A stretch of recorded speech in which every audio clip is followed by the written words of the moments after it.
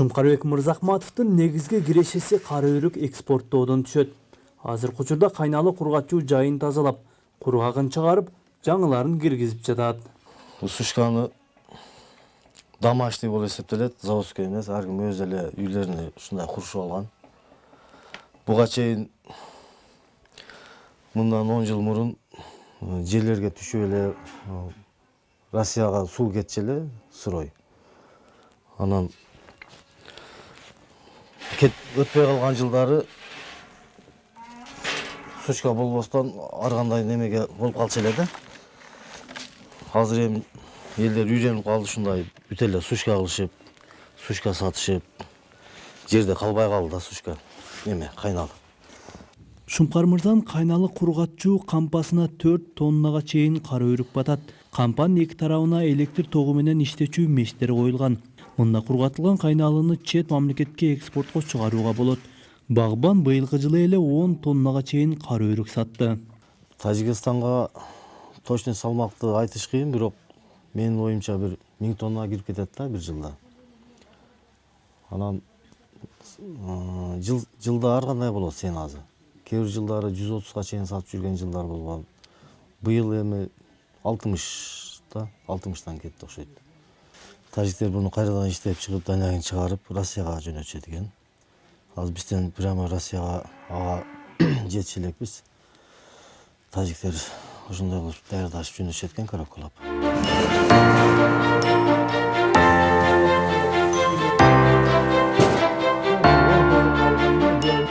Сорттогондо балдар карагыла. Мына ошогон береке баш, биз береке баштап коебуз, мына эки баштуу болуп калгандарын кошпогула. Бул өтпөйт да. Жерге талдыктар Жуманазар Аксакалдын үйүнө кайналысын чогултуп жатышат. Эч кандай химикат кошулбай, дары-дармексиз бышкан кайналыга Германиядан кардар табышкан. Ага ылайык бул жолу 15 тоннадан 18 тоннага чейин кайналы даярдалышы керек. Алардын талабы боюнча мына кайналынын мына кесилишинен ортодон алганда 100 сантиметрден жогорку размердегини алышат алар. Андан төмөнүн бул жерге алып келгенден кийин сорттолуп, анда майдаларын бөлүп ташталат. Анан органикалык дегенибиз, бул значит эч кандай минеральный удобрение бербей, химикаттарды колдонбой, адамдын ден соолугуна зыян келтирбей турган продукция катары алынат. Традиционный, мисалы үчүн Россияга алып аткан кайналалар 12-13 сом болсо, а муну алар 30 сомдон алышат. Ошон үчүн азыр бул элге дагы аябай чоң пайда алып келет. Жуманазар Аксакал өткөн жылы атайын кооператив уюштурган. Азырынча ага 128 адам мүчөлүккө катталды. Бүгүн кооператив мүчөлөрүнүн гана кайналысы топтолууда. Чернослива занимаемся уже на протяжении 2 лет. Наш чернослив набирает популярность среди таких стран, как Германия, Голландия. В прошлом году мы закупили в Ахсыйском регионе 60 тонн.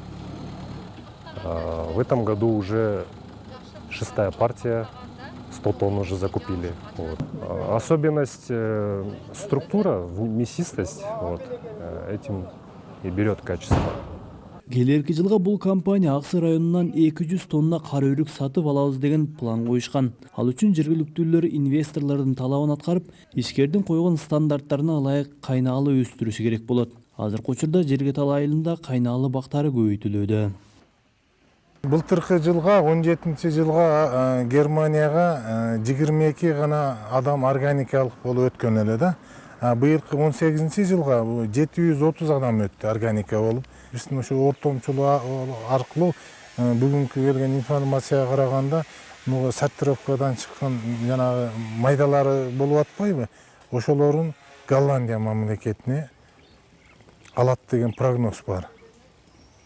Кургатылган түрүндө Голландия мамлекети алат деп атат азырынча.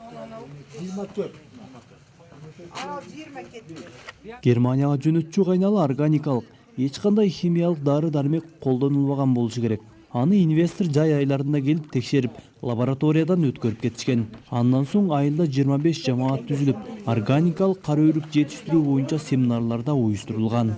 Жайы менен ошо документацияларын толтуруп, органикалык бакка эмнелерди себезиңер, мал кел барбы, ошо органикалык жана жер семирткечтерди бериш керек, минералдык жер семирткечтерди пайдаланбаш керек, химиялык жанагы Кытайдын дары дармектерин колдонбош керек деген талаптар өтө күчтүү экен. Дүйнөлүк базарга өзүбүздүн товарыбызды чыгарайлы, анын үстүнө кымбат баада алат экен деп элдер дагы туура түшүнүп, азыр эми кара өрүктү терип аткан мезгилибиз, фермерлер өздөрү да келишип, ошо белгиленген килограммды бериш үчүн аракет кылып иштешип аткан мезгил.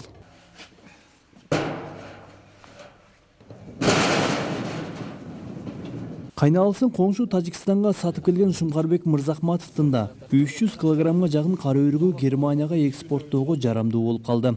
Ал үчүн буга чейин текшерүүдөн өткөн экен. Жеке ишкер кечке жуук кайналысын сорттоого киришти. Мен азыр ушу өзүмдүн кайналымы германиялык немелерге сатып атырым. Ошо чоң-чоңдорун жөнөтөбүз, майдаларын ушул жерден сорттойбуз. Органикалык кайналымды алышып атыр алар. Химикатсыз өстүрүлгөн, көң менен өстүрүлгөн кайналарды жөнөтүп атырык. 2 күн сорттолгон кара өрүк кечке жуук унаага жүктөлдү.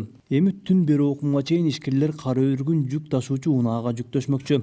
Аксынын суусун ичип өскөн кайналы эми Германиянын базарларында сатылмай болду. Бул Шумкарбек Мырзахматов өңдүү замандаштарыбызга бир тарабы сыймык болсо, жеке ишкерлик кылууга да шыктандырат.